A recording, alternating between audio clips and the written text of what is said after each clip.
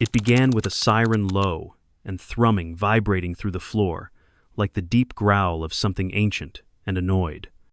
Above the vaulted dome of the Auxilian Institute's examination hall, ultraviolet banners shimmered with planetary emblems and school crests, hanging in geometric precision. Beneath them, 1,000 students from 13 star systems fidgeted in ergonomic gravity seats, each one bolted to the ground like confessionals before a celestial tribunal. The room was silent but for the hum of the quantum printers behind the stage, extruding test packets onto ceramic trays. Each page glowed faintly at the edges, still warm from probabilistic formulation, their contents uniquely generated and mathematically unrepeatable. No preview, no study guide, no second chance. Every question, forged from linguistic entropy and real-time probability curves, 50 questions, always 50, always lethal by 4. The invigilators stood like statues in chrome-plated armor. In the middle of them, Professor Calvex hovered a few inches off the ground, robes in gentle oscillation, voice preloaded with his annual warning. "No one gets past question 4, he said to the gathered intellects. "You will attempt to. You will fail. This is not pessimism. It is history." Some students snorted with dry amusement, others fidgeted nervously. A Plarxian with twin cerebellums was already pre-humming in preparation, eyes rolled back. A Syrian monk counted his own heartbeats aloud. From the center row, Nathan just stared forward, fingers folded, looking bored, not dismissive, just tired, as if he'd arrived late to a performance where he already knew the ending. Calvex continued, voice heavier now. "The Grand Unified Assessment is not just an exam. It is a mirror held to your cognitive soul. It will break most of you. That is its purpose. No one has ever—" Nathan stood up. A rustle passed through the chamber like static across old speakers. Calvex blinked. "You may not submit your packet yet. The first interval hasn't—" "I finished," Nathan said simply. His voice wasn't arrogant or hurried. It just was. The silence thickened. "You finished 4? All 50? The professor chuckled reflexively, then stopped. Nathan was already walking to the front. The test packet in his hand glowed with embedded inks, tracking every answer stroke, every page flip, every hesitation. Calvex's smile wavered. 50? The moment his fingers brushed the console tray, the verification system kicked into override. Lights pulsed. Data streams scrolled vertically. The packet scanned itself. Then everything halted. The verification system paused, recalibrated, queried the root archive, paused again. 35 seconds passed. Then, a single chime. 50/50ths. Verified. No anomalies detected. Someone in the back actually gasped. A reckoned female dropped her stylus. The Syrian monk fainted quietly. Calvex just stared at the console like it had personally betrayed him. Nathan turned away from the desk, walked back to his seat, and sat down again. His expression hadn't changed, but his heart rate had. Even now, months of trained calmness couldn't suppress it completely. His fingers tapped against his thigh in involuntary Morse. Simple, repetitive, just a rhythm to keep the noise out. Because the noise never stopped. It hadn't since he was 5. His childhood neurologist once called it total neuro-integrative recall with continuous associative overlay. That was the formal term. The informal one was worse. Unstoppable mind. Nathan never forgot anything. Ever. Faces, numbers, phrases from television ads, textbook diagrams, irrelevant classroom gossip, every second of every minute. But it wasn't just memory. His brain processed everything even when he didn't want it to. Patterns emerged from nonsense, shapes from randomness. He could decode security ciphers by listening to the rhythm of key taps. Identify errors in advanced logic simply by hearing the structure of a spoken sentence. It sounded like a gift. But try sleeping when your brain restarts every decision you made that day and runs predictive branches through every alternative. He wore neurosuppression helmets to sleep. The good ones cost more than his old apartment. And still, some nights, he'd wake up vomiting from dream feedback loops. At 20, he'd found a workaround. He started taking exams for others. He charged premium rates credits up front, no refunds, engineering, ethics, galactic law, astrometrics, biocybernetics. He never needed to study. He just showed up, sat down, and aced everything. But that wasn't the part he remembered. It was one girl, Layla, from a lower orbital station, barely holding on to her spot in the university. Her father had died of systemic degeneration. She couldn't afford to fail her last quantum philosophy module. When he handed her the results, a 97% with a bonus commendation, she cried. Not grateful tears, desperate ones, as if someone had lifted a boulder off her chest and replaced it with oxygen. Nathan never charged her, but he also never forgot how her hands trembled when she took the paper. That was when the boredom changed into something else. Exhaustion. Calvex's quarters were silent, except for the occasional chirp of internal reports flooding in from Auxilian's core AI, test analytics, flag reports, committee summaries. A scan of Nathan's neural patterns showed no illicit devices, no temporal interference, no psychotronic implants, just impossibly rapid cognitive activity.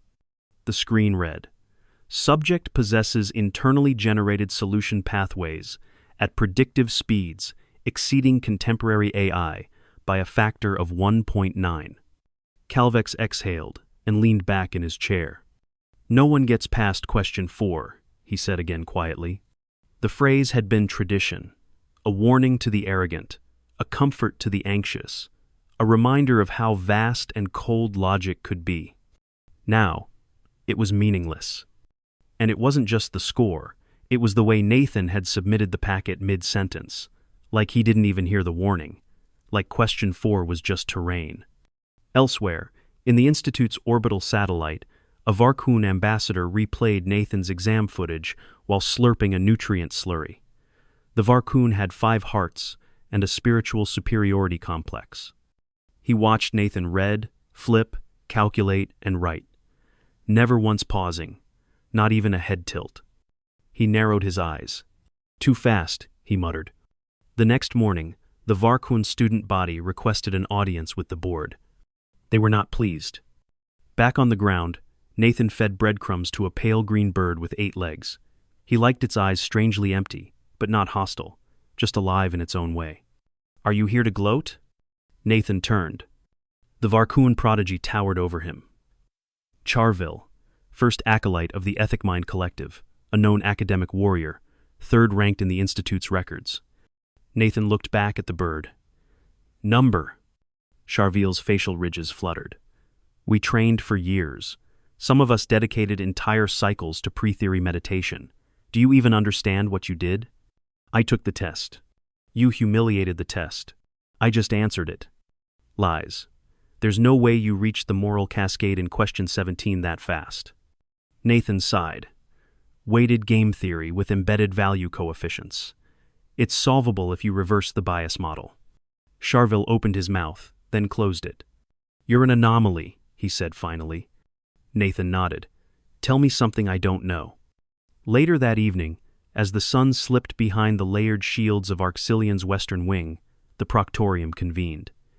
Ethics boards debated whether Nathan's existence constituted an unfair academic advantage. Intelligence factions requested activity logs. One military liaison floated the term containment protocol. None of it reached Nathan's ears. He was already playing chess with himself in the courtyard, the board flickering between 3 dimensions. He never lost. But sometimes, he let the white side win. 3 days after the exam, Nathan was summoned to the curved council room, an oval structure lined with reflective walls and silence that could strangle noise mid-breath. There were no seats. You stood when summoned.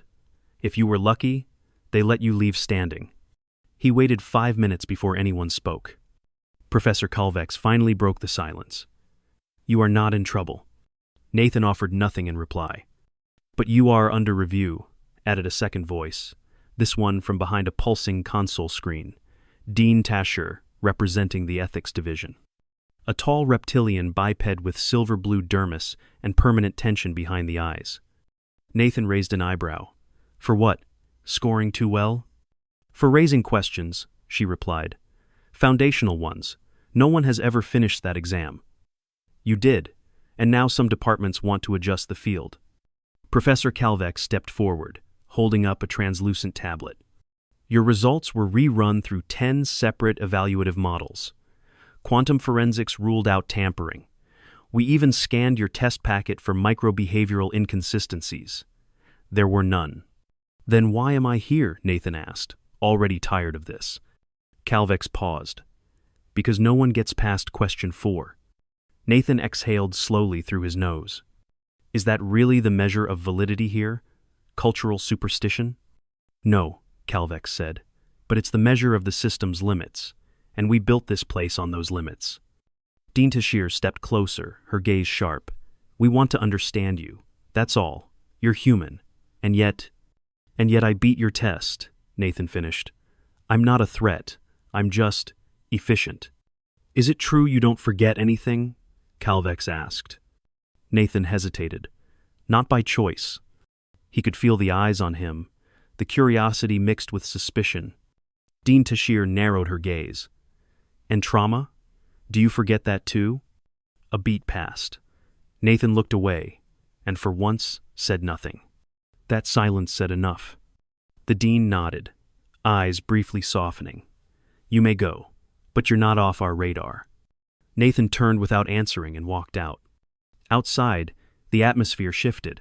Not the weather, those were artificial and rigidly controlled, but the way students stepped aside when they saw him. Conversations stopped mid-sentence. He could almost hear the phrase echoing through their minds. He got past question 4. In the dining hall, tables had more space around his tray than necessary. No one sat with him, except one. A young woman, red hair, 2 scars on her wrist that looked old and clinical, medical grade, not decorative. She slid into the seat opposite him and started eating before even looking up. Don't mind them, she said around a mouthful of spiral fruit. They're mostly scared you'll figure out how to solve them too. Nathan didn't look up. That's not how it works. Doesn't matter. Perception always trumps truth. He finally looked at her. Sylvie, I run the neurolab downstairs, she said, holding out a hand. Nathan blinked, then shook it. Nathan. I know, she said. You're what happens when a brain decides it's too good for idle time. He gave a half smile, surprised by the accuracy. Sylvie leaned in slightly. Your brain ever shut off? At all? Number. Sleep? With tech. Otherwise it's feedback loops, involuntary recall, recursive decision replays. Sometimes I hear snippets of arguments I overheard in transit lounges 3 years ago. She nodded slowly. That's brutal. It's survivable, but not livable. Nathan didn't answer. Sylvie leaned back, eyes scanning his face. You ever consider letting someone in there? Voluntarily? What, like a mind probe? Like a neural observation link? 2 hours. Nothing invasive. You show us what the architecture looks like. You'd be helping science. And me. He paused. Why you? Because I'm the only one who asked like a person instead of a bureaucrat. Nathan stared at her a moment longer, then nodded. 1 hour. The next morning, he lay on a padded platform, electrodes mapped along his scalp, while Sylvie adjusted dials on a console that shimmered with neural imagery. Any sharp pain and I pull out, she said. Just say the word. It won't hurt. Cocky. No, just experienced. The link initiated. Nathan's mind opened like a book written in fractal logic. Sylvie gasped. Not from beauty. From chaos. Streams of memory spiraled into nested categories. Flashbacks looped against analysis trees. Childhood memories bled into advanced calculus and social discomforts. Images overlaid sounds, each tagged with emotional gradients. And all of it was active buzzing, alive, shifting. This isn't recall, she whispered. It's living simulation. Nathan flinched slightly. Sylvie blinked. Are you remembering something right now? Number. I'm solving something. You're solving something while we're in your mind? I'm always solving something. Sylvie leaned closer to the screen. You have multiple cognitive layers. I can see at least 6 concurrent threads. 7. You've built a mental operating system and stacked it. He nodded faintly. Did that around 13. It helped me sort arguments from debates. Sylvie looked at him, really looked. You're not thinking faster. You're thinking differently. Parallel process threads, associative netting, selective tagging. Nathan, your mind shouldn't exist. He looked back at her. It does. Hours later, in a more private lab chamber, Sylvie downloaded a curated visualization of Nathan's brain pattern onto a secure hollow crystal. She didn't show it to anyone. Not yet. She sat alone in her quarters, watching the replay again. She paused at one sector of the scan, an anomalous echo structure deep in the hippocampal arc. A memory loop. Trauma stamped. Unresolved. She tapped a few keys. The visual magnified. A hospital. Dim lights. A child alone in a corridor, clutching a neurosuppression helmet with a cracked side. A medic explaining something to a woman on a gurney. Something terminal. The boy's hand trembled, not from confusion, from understanding. Sylvie stopped the scan. Meanwhile, in a secured conference room orbiting the institute, the Board of Strategic Applications reviewed the latest findings. He could be used, said one officer, nonchalant. He could also destabilize, replied another. He hasn't broken any rules. He's broken the ceiling. That's worse. Calvex stood by the window, arms crossed. We built the assessment as a ceiling. He turned it into a floor. The moment he stood up mid-warning, the institute changed. And that's the problem, said a Varkun representative. He didn't just pass the test. He reduced it to trivia. Calvex turned slowly. Or maybe we've been worshipping limitations instead of exploring capability. The room fell quiet. Then someone said, "What if he decides to leave?" Calvex didn't answer. Because Nathan wouldn't place. Not yet. Outside, beneath the mag-shielded arbor walkway, Nathan was once again feeding the eight-legged bird. This time, he brought seeds. The creature seemed to approve.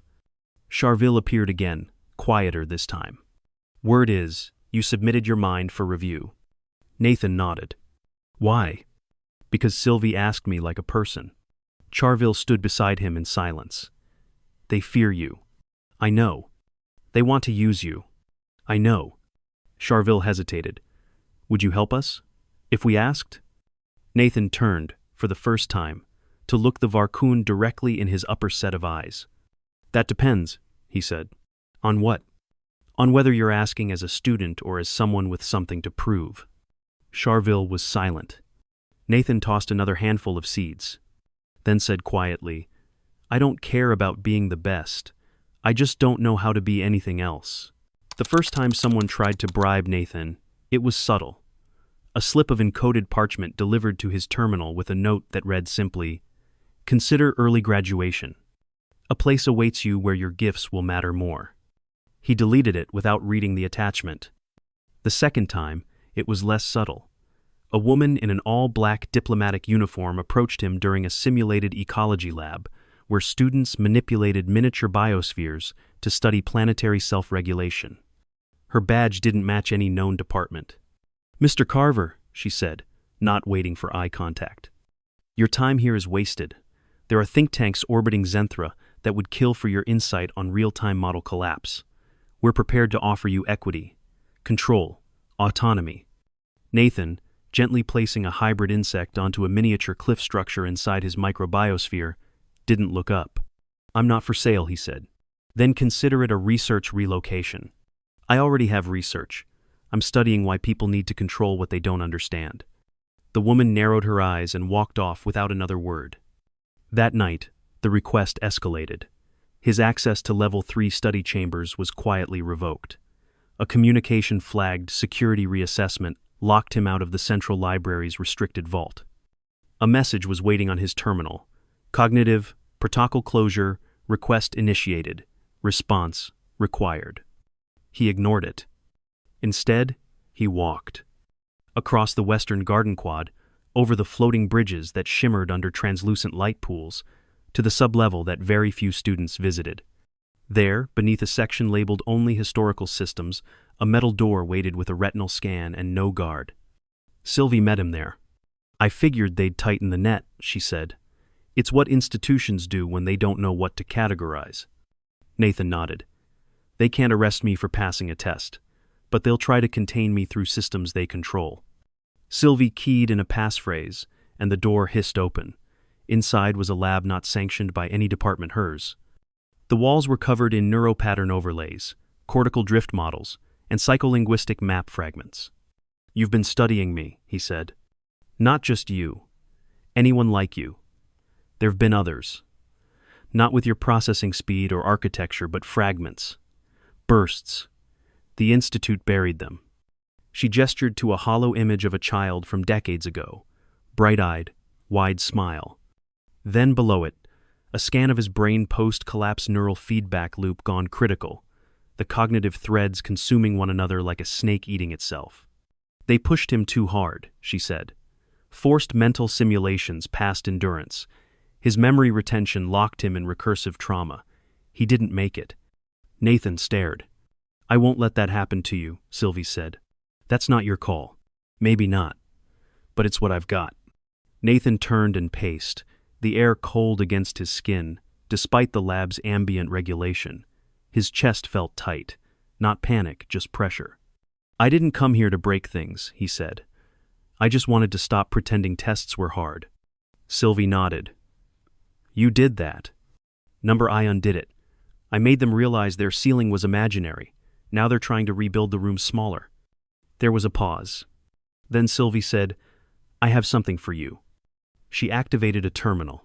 On screen appeared a simulation, the Grand Unified Assessment, in raw algorithmic form quantum matrices, linguistic entropy flowcharts, semantic traps. "I reconstructed it from your test behavior. Reverse engineered how the system builds each question based on real-time probability curves." Nathan frowned. "Why?" "Because I wanted to see what happens if I feed your own logic into it." She hit run.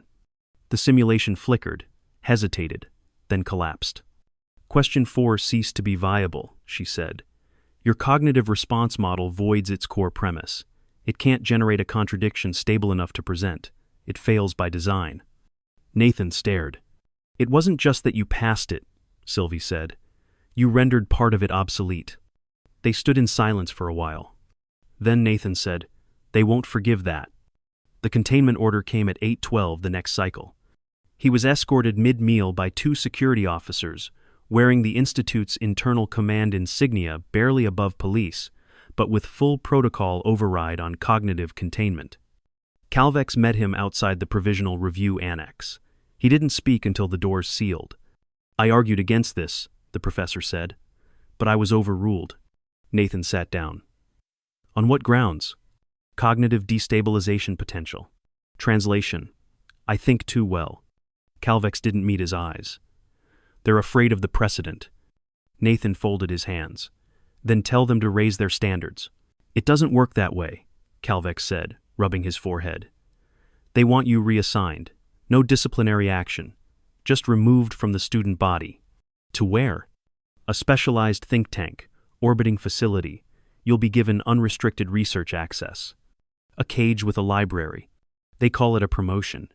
Nathan smiled bitterly. "They always do."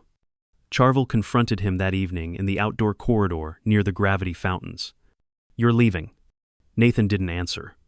Charvel stepped in front of him. "I challenged you. I dismissed you. I even resented you. But I learned something." Nathan looked up. "I learned that not all threats are violent. Some are just clarifying." Nathan said nothing. Charvel held out a small glowing tablet. "A letter of advocacy, signed by 9 other species student councils. We're petitioning the containment order. Not because we like you, but because if you can be sidelined, so can we. Eventually." Nathan took it. He didn't smile, but something in his posture softened. The petition reached the board the next morning, and with it came pressure.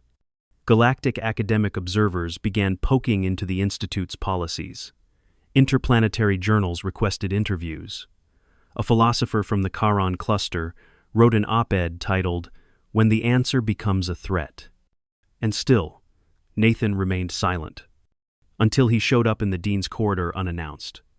"I'll agree to one condition," he said. Dean Tashir folded her arms. "You're not negotiating from strength." "You're wrong. I already passed the test." She tilted her head. What's your condition? You let me teach. She blinked. Just a seminar, small, 5 students. Let me show them what thinking actually looks like when you remove fear from the equation. Why? Because someone else will get to question 4, someday, and they shouldn't face it like I did alone, suspicious, distrusted. She stared at him for a long moment. Then finally said, "You'll be monitored." "I always am." 3 days later, Nathan walked into a small chamber with 6 chairs. 5 were filled. 1 was left empty out of paranoia or flattery he didn't know. Charvel sat front and center. Sylvie stood in the back. The others were strangers, all watching him with a mix of curiosity and caution. He stepped to the front. "Welcome to the logic sandbox," he said. "This isn't about passing. It's about building systems that don't collapse when you ask the right question." Someone raised a hand. "Will you tell us how you solved question 17? Nathan smiled. "Number, but I'll teach you how to hear its shape before it forms." Outside the lecture chamber, Professor Calvex stood, listening. He watched Nathan move across the room not as a genius delivering gospel, but as a young man who carried an impossible mind and a quiet wound, using both to open doors instead of breaking them. Calvex walked away quietly. For the first time in 31 cycles, he did not end his class with the phrase, "No one gets past question 4. Instead, he said something new. "You may not get past it, but one of you will. And when that happens, don't let the institution decide what it means." 3 months passed. By now, the Grand Unified Assessment had been locked behind a rotating firewall of bureaucratic uncertainty. Officially, it was under re-evaluation for structural resilience and cultural equity compliance. Unofficially, it had been shelved because of Nathan. Not because he broke it, because he made it irrelevant. The Institute couldn't accept that. Not yet. Not out loud. So they did what all great systems do when confronted with change they couldn't assimilate. They stalled. And Nathan waited. Not idly, not bitterly, but with intent. His seminar, once a quiet curiosity, now had a waitlist. Students didn't come to pass a test. They came to learn how to think without fear of being right in the wrong way. The chairs were never enough. Sometimes even faculty sat in the back, pretending to monitor when they were clearly absorbing. Sylvie had coined the term cognitive untethering. Nathan hated it, but he didn't fight her on it. He taught ideas like blueprints, invited wrong answers like stepping stones, and treated logic puzzles like art instead of defense drills. And still, he kept to his own habits. Feeding the bird, walking the perimeter at dusk, sleeping under his suppression helmet, sometimes waking in cold sweat from dreams not of failure but of choices he'd never been able to forget. There were no more invitations from think tanks. Instead, came something stranger. It arrived as a memory request file. Not a letter, not a message, but a direct access query from the Department of Historical Cognition, requesting read-only permission to map his neurological imprint for educational posterity. "Posterity?" he muttered aloud. Sylvie glanced up from across the lab console. "They want to study your thinking patterns. For replication, archival research, maybe simulations. They want to simulate me?" She nodded. "Piece by piece. Not for cloning, for understanding. They're trying to turn you into a learning model." Nathan stared at the terminal, expression unreadable. "Do it," he said finally. Sylvie blinked. "You sure?" "Yeah, let them try. Might as well give them a sandbox, too." She activated the bridge interface. The scan took 13 minutes. Nathan didn't move once. Not a blink, not a twitch. The AI recorded layers of neural activity core retention, cross-associative triggers, emotional indexing algorithms. At the end, a console beeped softly. "File complete." No anomalies. But as Sylvie archived the copy, she paused. "Nathan, there's something I've been wondering." He raised an eyebrow. "You solved the test faster than the quantum verification could validate. You never guessed, never stumbled. You didn't pause on any question, not even the cascade paradoxes. That isn't just fast thinking. That's knowing ahead of time." Nathan sighed. "I didn't know the questions. I believe you, but it still doesn't add up." He looked at her for a long moment. "It's not magic, it's just consequences. I see the end before I see the path. My brain traces backwards from truth, not forward toward it. Sylvie's mouth parted slightly. You reverse engineer reality? He nodded. Sort of. I see where something must lead, and from there, it's just backtracking the logic. Like reading answers in reverse, only the answers are shaped by constraints. That's why you never stumbled. Yeah, I can't not finish something, even if I don't want to.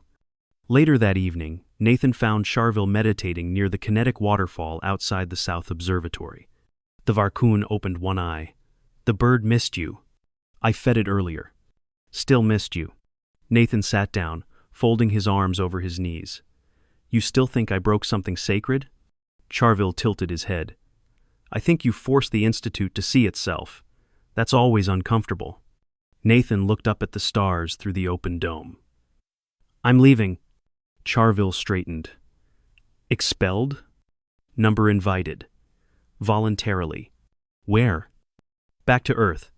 There's a program in Geneva, a school for kids with hyperfunctional cognition. They think I can help them before the burnout hits.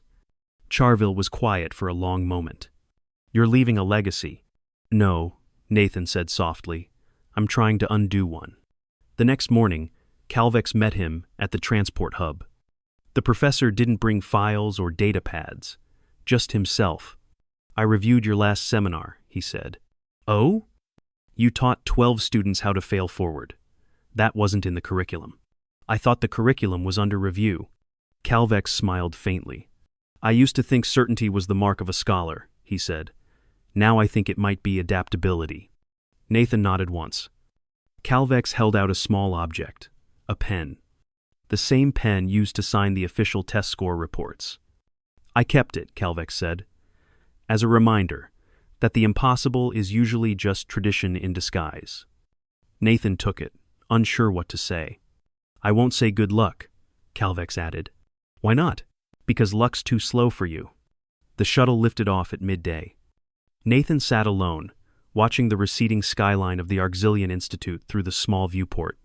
The banners, the towers, the kinetic bridges, they shrank until they were just ideas. Then memory. Then data. As the atmosphere shifted, his chest felt lighter, not from pressure, from permission. Back on the ground, in Lecture Hall 9, Professor Calvex stood before a new batch of students. First-year hopefuls, nervous and sharp-eyed, fidgeting in their pristine robes. He cleared his throat. This course prepares you for the grand unified assessment. As tradition dictates, I begin with a warning. He paused, looked at the screen behind him. 50 questions, glowing softly, awaiting brave minds. He opened his mouth. No one gets past. He stopped. A heartbeat. Then he smiled. You know what? Let's see how far you get. And for the first time in its long, complicated history, the room didn't feel like a crucible. It felt like a launch pad. Back on Earth, 6 weeks later, Nathan sat in front of a whiteboard, marker in hand, surrounded by 6 children who couldn't sit still, each with a mind moving faster than their bodies could handle. One girl bounced a rubber cube against the wall, faster than the eye could track. One boy was building a logic circuit from broken calculators.